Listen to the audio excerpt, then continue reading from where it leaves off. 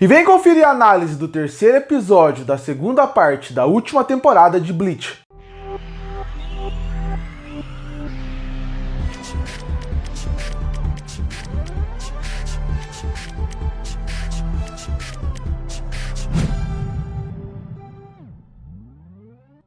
E lançou o terceiro episódio da segunda parte da última temporada de Bleach. E assim como terminou o episódio passado, a gente já começa mostrando como foram as batalhas, como vai ser o acontecimento, o decorrer das batalhas a partir dali, principalmente da Sofong e também do Hitsugaya. Uma coisa que eu tenho que falar desse episódio é que ele foi um episódio que dividiu muito minha opinião, porque a primeira metade do episódio eu acho que ele tem muitas coisas que eu não gosto, e a segunda metade tem muita coisa que eu gosto. Enquanto a primeira metade tem algumas das piores coisas de Bleach, para mim a segunda metade tem algumas das melhores coisas de Bleach. Mas eu vou começar devagar. Eu vou falar primeiro da primeira metade. Porque a primeira parte começa realmente mostrando que o Hitsugaya tá perdendo sua luta, a Matsumoto tá machucada, Sofong tá machucada, o Amoedo não consegue realmente salvar a Sofong. Então a partir daí gera esse questionamento de como eles vão se salvar, o que vai acontecer a partir dali.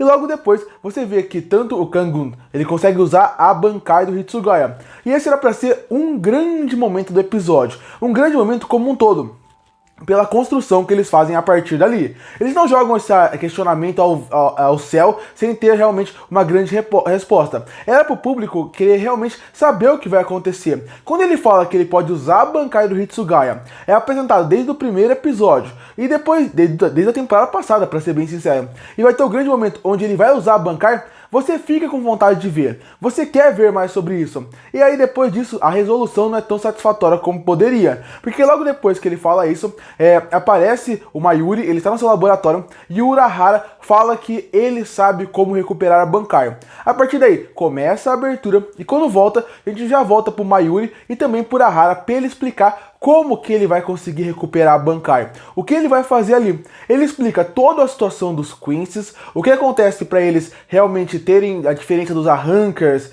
para como eles vão conseguir realmente diferenciar os poderes, até que ele chega na parte principal, que seria a ideia dos Hollows, que seria que os Quincy's, os Hollows são como um veneno para eles. A partir daí, ele criou uma pílulazinha que quando os Shinigamis encostassem nela, ou tomassem, ou fizessem qualquer coisa com ela, eles meio que viariam esse veneno que os Hollows têm para o Quincy, e a partir daí a Bankai os rejeitaria e voltaria para o seu dono de origem. Esse ponto tem algumas coisas muito interessantes, porque o Urahara é muito engraçado, muito divertido, e ele em cena cria um clima legal. Mas ao mesmo tempo, eu falei que esse começo cria algumas das piores coisas de Bleach, e essa cena é um dos exemplos disso.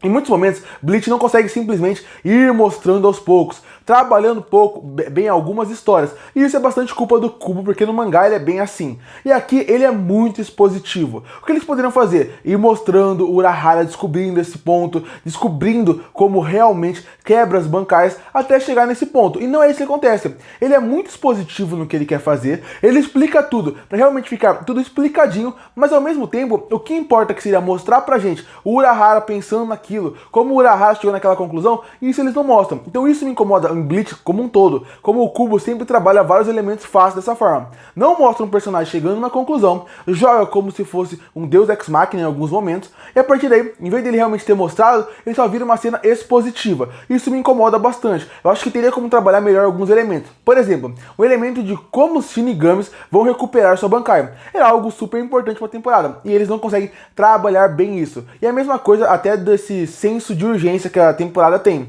Porque realmente, o Kubo tem um problema no seu mangá de trabalhar alguns elementos. E esse fator de realmente eles pegarem a Bankai de volta com tanta facilidade, acaba gerando um problema. Porque tinha que gerar mais risco, tinha que gerar mais problema através deles para eles recuperar a Bankai. Mas eles recuperam. A partir daí, tem a luta do Hitsugaya.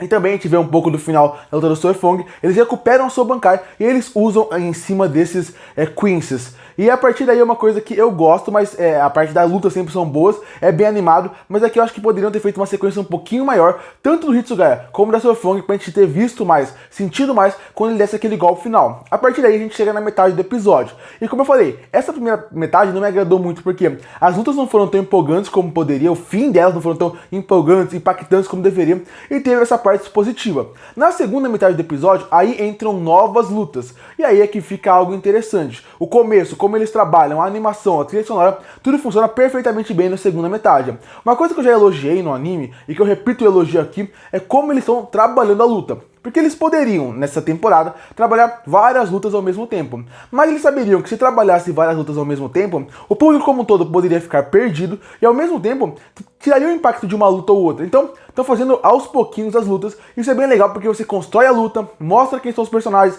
mostra um pouco dos poderes dele, cria um começo, meio e fim para aquela luta e vai para a próxima. E por que eu gostei tanto da segunda metade? Porque a segunda metade aparece primeiro uma grande revelação que é muito boa, que seria a Bankai do Shinji. Eu gosto muito desse personagem, ele é engraçado, ele é carismático, desde o arco dos Arrancars ele sempre chama muita atenção, eu sempre gostei muito dele, e aqui pela primeira vez a gente vê a Bankai dele. A construção da cena é muito boa, a forma como ele vai trabalhando o seu diálogo é muito bom, e quando ele usa a Bankai, funciona perfeitamente em tela. Como ele consegue usar aquilo com a brincadeira, a animação consegue brincar muito bem, com tudo ficar invertido, como é empolgante, como é legal ver a Bankai dele. Tudo que eu falei que eu não senti nas lutas da primeira parte do episódio, eu senti só com essa Bankai, de ver ela em tela. A partir daí a gente apresenta que ele vai ser um dos grandes personagens de luta a partir de agora. E o segundo núcleo seria o núcleo meio que dos tenentes, subtenentes. A gente acaba vendo o Yamakichi, o Ikako e o Hisaki lutando contra o Mask Muscler, que a gente não sabe muito bem o nome, mas pra quem leu o mangá já fala perfeitamente o nome dele. E a partir daí a gente vai entrar nessa luta, a gente aprende um pouco mais que eles estão tentando ainda não lutar, mas vai começar a luta entre eles. A partir daí começa essa luta. Acho uma luta interessante, porque além de ter 3 personagens em tela ao mesmo tempo, eles conseguem colocar muito bem a luta, tem um carisma, porque o Mask é diferente dos outros Quincy's que estão ali. Ele é um personagem que ele é muito mais na parte do cômico, do engraçado. Ele parece alguém numa luta do WWE, e isso deixa tudo mais engraçado. Tanto que aparece um cara atrás dele para soar o sino. A partir daí, eu gosto dessa luta, eu acho que ela tem um potencial para ir crescendo e escalonando nos próximos episódios, ou pelo menos no próximo. Eu gosto dos personagens que estão na luta, eu gosto como não trabalha um de cada vez. Todos vão lutar contra ele. Isso me agrada muito. E a segunda parte da outra luta seria o do Shinji. Começa com a Bambi, ela tá procurando o Komamura, que ela é o grande cara que ela quer lutar. Mas, quando ele encontra o Komamura, ele fala que não vai lutar contra ela, quem vai lutar é o Shinji. E aí, mais uma vez, volta pra Bankai dele. E aí, a trilha sonora, a animação, como eles brincam com o céu vermelho, junto com toda a Seireitei ali, com uma temática mais branca, mais cinza, junto com a animação, me agrada muito. E até a música combina perfeitamente. É uma sequência de ação muito boa. E a Bambi é aquela vilã tradicional de Bleach. A forma como ela age, a forma como ela grita, a forma como ela é descontrolada, é legal também, porque ela combina muito com o estilo do Shinji. Então, é legal ver a batalha entre eles e ela vai fluindo muito bem. Essas são as duas batalhas que focam na segunda metade desse episódio. As duas eu gostei muito e as duas eu gosto de quem tá participando delas. Gosto de como trabalharam. E outra coisa, eu acho que a segunda metade do episódio tem uma animação até um pouquinho mais interessante do que a primeira metade. Isso é normal. Às vezes, dentro de um próprio episódio, a animação vai cair de qualidade ou aumentar de qualidade. Às vezes, tem alguns episódios da temporada que vão ter um orçamento muito maior e o dinheiro vai ser muito mais inserido ali. Então a animação vai ser muito mais fluida, muito mais bem feita.